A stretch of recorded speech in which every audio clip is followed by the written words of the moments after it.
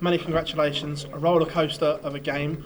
On reflection, is that a good point or a bad point? I'm not sure yet, Phil. My first reflection at the end of the game was it wasn't a good point because I felt I was in charge of the match. 170 finishes, 120 finishes.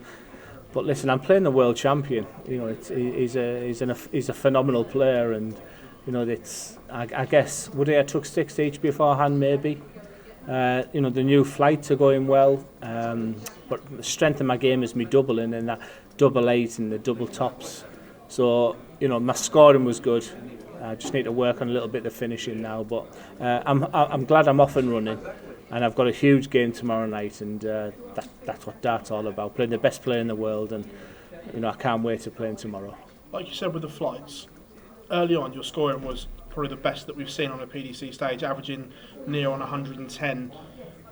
Are you going to have to find a little bit of a compromise here somewhere to find the best of both worlds? Not according to my practice. My practice, and I played with Chris Dobie. I just couldn't get my head around Chris Dobie's game because he was unbelievable in practice, and he was heavily scoring, and I was doing the finishing. The 1-2-1 game.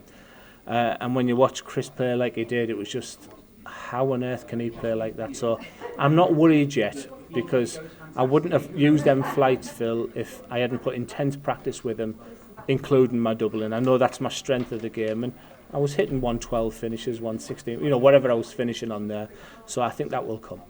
Did the 170 hurt to go through, or because you were in a prime position at that point? But he's the world champion. I've got to expect them things. When the world champion's on a finish, you've got to really expect the chance that you're maybe not coming back. But that hurt. If I'd have lost 7-5, that would have been a really tough night. And but I'm up and running. You know how negative I can be sometimes. I was scared the fact that I had Peter first game, Michael second game, and all of a sudden people are saying his flights are rubbish going into the Rob Cross. So I've got a feeling the headlines might be that I'm scoring well, and the doubles weren't a million miles away, and that will come. So I feel good going into just one of the biggest nights of my life tomorrow night. Start of the night, top of the table. Are you aware of what Michael's done, the performance he's put in to leapfrog you, bearing in mind what you have him tomorrow? Yeah, definitely. I love my darts. I knew exactly where everybody was. I knew exactly who I wanted to win tonight. It's a big game tomorrow night, but that's what it's all about, Phil.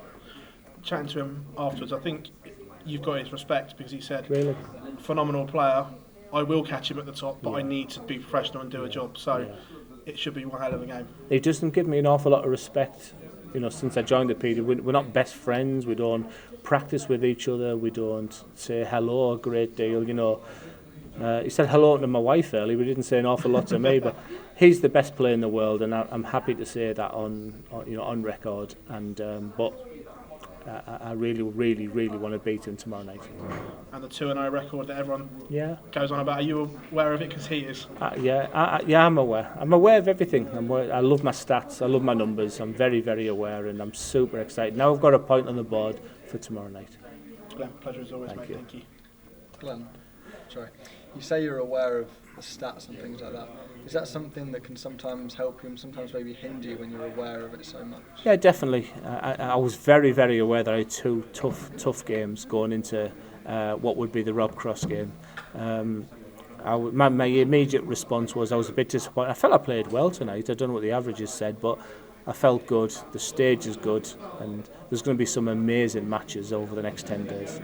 In terms of Michael van Gerwen, I don't think there's ever a good time to play Michael van Gerwen, but in terms of the format and where you both are in the league, it's what you want. I think it's a great time tomorrow night because the winner goes top of the league, and I think tomorrow is perfect. Had I lost that game 7-5, it might have been a little bit tough to sort of bounce back from that, but no, I'm super excited for that game, and already thinking about the Rob Cross game as well, because that would be sort of halfway judgment night.